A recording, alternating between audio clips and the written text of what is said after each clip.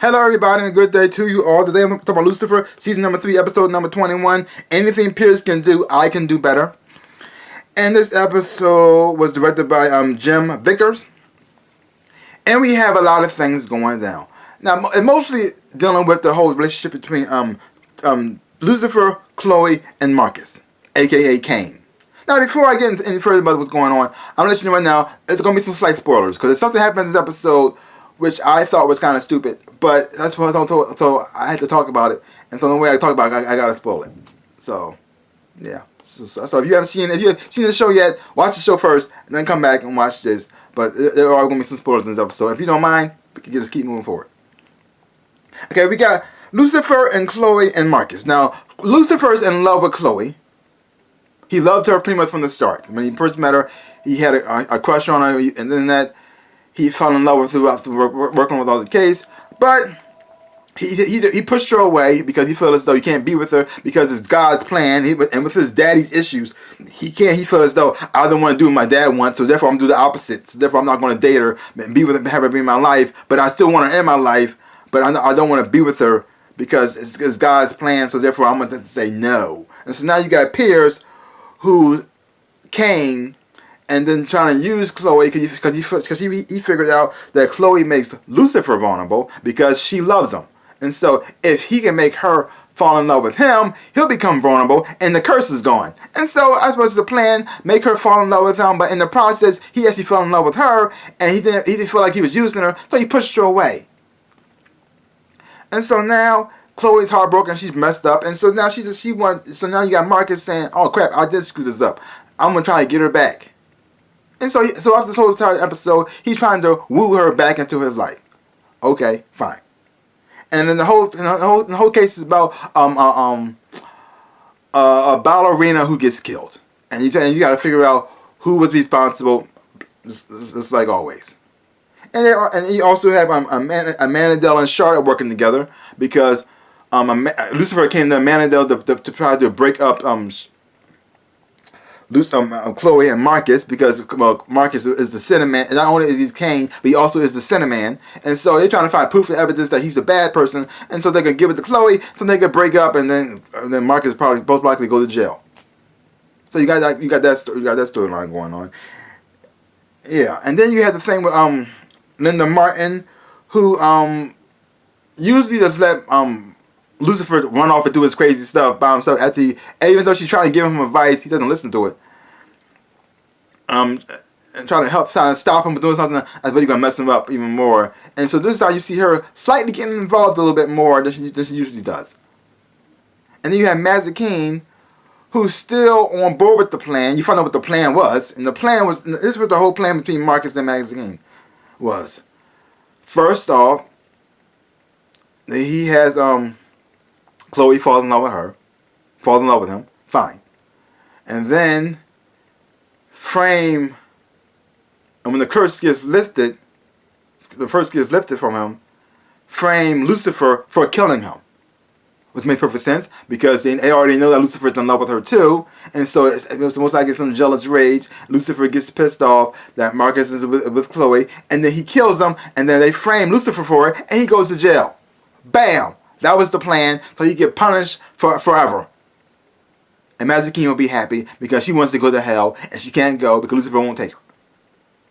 But since Marcus had to change the plans, and his heart is finally touched for the first time in centuries, he decides to back off. The thing is, though, Mazikeen doesn't know that the curse has been lifted. He actually can die now. And so now, when she figured that out, that's going to be some issues. Now, overall, I did enjoy this episode. I did have fun watching it.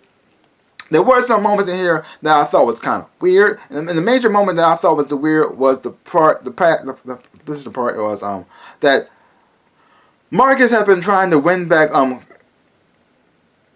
Chloe's perfection. Matter of fact, before I get into that part, you got Lucifer.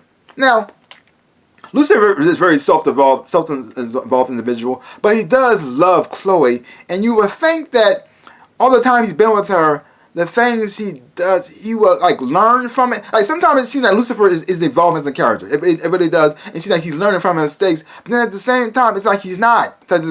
Is he growing or is he not growing? Because he's trying to get Chloe the be with him, but the way he goes about it, even though okay, I can kind of understand it, but you think he would know better than that? That doesn't make no sense to me.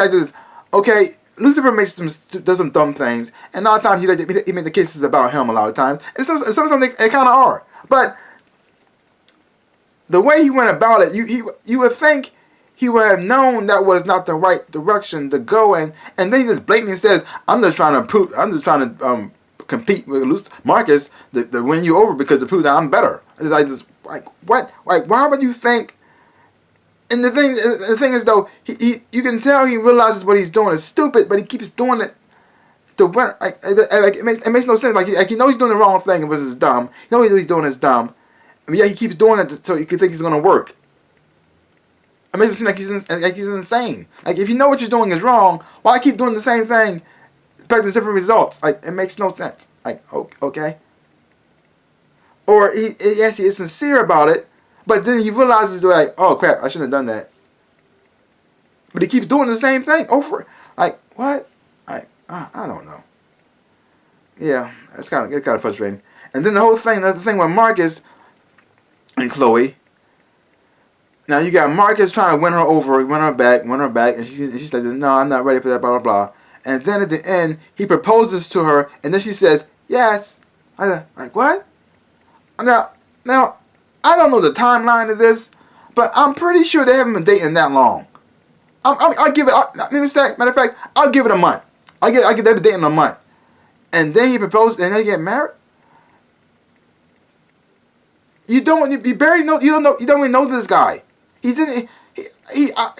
hasn't told you anything about his life, or his past, or where he comes from, and yet you're just agreeing to marry him, even though he pushed you away a couple of days ago, the day before, and what? It's like this whole three. See, I hate love triangles. I really do. I hate love triangles so much. I wish they didn't do this. I wish they didn't do this storyline. I never like to love triangles because it always make the characters stupid. Every time they put love triangles in the storyline, it makes the characters dumb. I know. I don't get it. I don't get it at all. But whatever. But at the same time, I am enjoying certain parts. It's just that whole love triangle thing is not really working for me. Man. Oh well. What can you do? So leave your comments down below. Let me know what you thought about this episode of Lucifer. I liked it, but it wasn't my favorite. I mean, there were parts that I didn't enjoy. I mean, the parts I liked the most was the whole thing with between Charlotte and Amanda. I like those scenes, and I like seeing the parts when Lucifer actually realizing what he was doing was stupid, and then actually trying to do the right thing, and actually telling Chloe what actually was going on. That part I liked. It's just the setup to that part was dumb. It was dumb to me. Yeah. But either So, like I said, leave your comments down below. Let me know what you thought of this episode, Lucifer. If you haven't watched it, check it out for yourself. Hopefully when you watch it, you will enjoy it and have fun watching it too.